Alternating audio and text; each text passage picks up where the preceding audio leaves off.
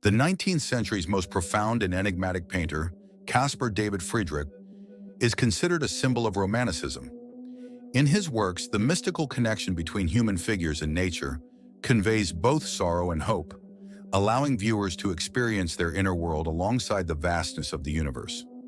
The hardships of his childhood, his sense of solitude, and his admiration for nature are uniquely reflected in his brushstrokes. For Friedrich, nature was not merely a landscape, it was a symbol of approaching God and understanding human existence. Now get ready to discover 10 fascinating facts about him. Fact 1.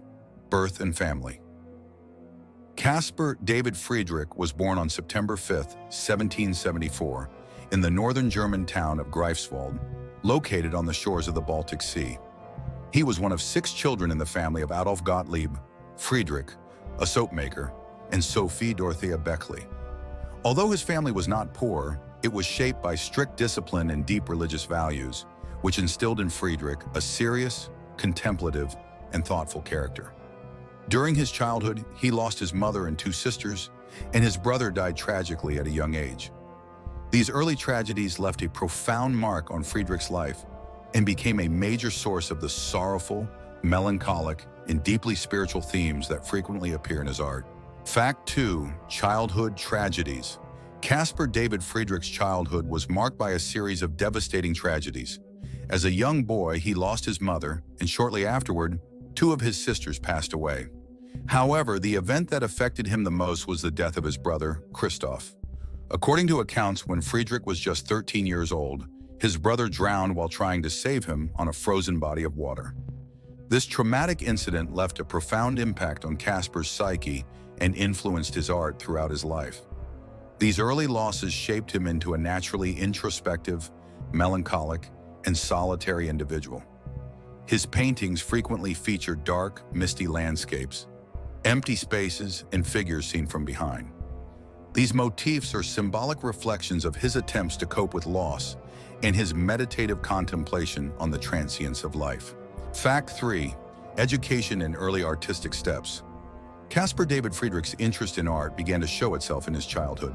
Although he did not receive a formal university education in Greifswald, he attended art lessons there and took his first steps toward becoming a professional artist. As a young man, he focused primarily on graphics, drawing, and architectural sketches. During this period, his attention was increasingly drawn to nature landscapes, as the waves of the Baltic Sea, gray skies, and harsh natural surroundings had shaped his imagination from an early age. In 1794, he enrolled at the Royal Danish Academy of Fine Arts in Copenhagen, which became a turning point in his life. There he mastered the fundamentals of classical painting, including perspective, anatomy, and chiaroscuro, light and shadow techniques. While the Academy emphasized a predominantly neoclassical style, Friedrich did not fully adhere to its rules. Instead, he was inclined to push boundaries to express his inner emotions and spiritual reflections. During his studies, he was also influenced by Danish painters, whose simple yet deeply meaningful landscapes became a source of inspiration for him. By 1798, after completing his education and returning to Germany, Friedrich's style had begun to take shape. Landscapes were no longer merely decorative, but reflections of the human soul. This period laid the foundation for his artistic path and set the stage for him to become one of Romanticism's most powerful figures. Fact 4. Religious outlook. For Caspar David Friedrich, art was not merely about creating beauty, it was a means of approaching God.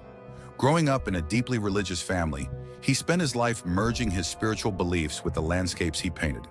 He believed that nature, the mountains, forests, seas, and sky, was the greatest mirror reflecting God's presence. This is why symbols such as church buildings, crosses, and sunrises or sunsets frequently appear in his works. One of his most famous paintings, Cross on the Mountaintop, 1812, exemplifies the fusion of spiritual feeling and natural scenery. In this work, the cross stands atop a mountain, and the surrounding vast landscape evokes a sense of closeness to God. For Friedrich, every landscape was a form of worship. Through silence, mist, emptiness, and light, he guided the viewer's inner world toward the divine. This approach distinguished him from other artists of his time, as he expressed religious themes not through direct biblical scenes, but through the symbolism of nature.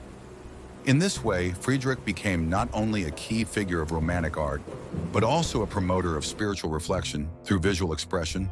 Fact 5. His most famous painting, Wanderer Above the Sea of Fog. One of Caspar David Friedrich's most renowned works is Wanderer Above the Sea of Fog, 1818. In this painting, a solitary human figure stands with his back to the viewer, gazing out over an endless, misty landscape. This composition draws the viewer into the scene, creating a deep meditative and even mystical experience. The fog and mountain peaks symbolize humanity's smallness in the face of nature, in the transience of life. The figure represents silence and solitude, while also reflecting the human journey towards spiritual understanding and the attempt to approach God through nature. This painting became a symbolic emblem of the Romantic era and vividly conveys the essence of Friedrich's artistic vision, where nature, emotion, and spiritual contemplation merge into a single, powerful expression. Fact 6. Love life and family. Caspar David Friedrich's personal life was deeply significant for a painter, as introspective and profound as he was. In 1818, he married Charlotte Carlotta Baumer, who became both an emotional support and a source of inspiration in his life. Together, they raised 3 children, and Friedrich sought to carry the calm, familial, and spiritual harmony reflected in his art into his personal life. In matters of love and family, Friedrich was attentive, loyal, and reserved. He rarely expressed his deep emotions openly, but the spiritual and emotional depth of his paintings mirrored the love and devotion he felt within. For him, family represented the most reliable and valuable support after a childhood marked by loss and solitude. His family and wife were sources of both inspiration and comfort. Interestingly, there was a delicate balance in his life between the melancholy expressed in his art and the attachment he felt toward his family. The sorrow conveyed through nature and landscapes was softened in his personal life by love and care. Fact 7. Political meaning and national identity. Caspar David Friedrich's works conveyed not only religious and spiritual themes, but also political and national symbolism. In the early 19th century, he held deep respect for the idea of unity in a fragmented and divided Germany. His landscapes often feature wide-open spaces, mountain peaks, and crosses, symbolizing both spiritual and national meanings. Some scholars interpret the solitary figures and endless natural landscapes in his paintings as a subtle reference to the future unity of Germany. For Friedrich, nature also symbolized national identity. Rugged mountains, rivers, and forests represented the enduring strength and permanence of German land. Thus, his works were not just romantic landscapes. They served as a subtle yet powerful response to the political and cultural concerns of his time. Fact 8. Oblivion and rediscovery. After Caspar David Friedrich passed away in the later years of his life, his work was largely forgotten for a long period. By the mid-19th century, as the popularity of Romanticism declined, his paintings fell out of the public eye. The art world in Germany and across Europe was increasingly focused on academic and neoclassical styles, which led to the underappreciation of Friedrich's deep, melancholic, and spiritual landscapes. However, in the early 20th century, expressionists and surrealists rediscovered his work. They highly valued Friedrich's mystical and symbolic approach, which connected nature with the human soul.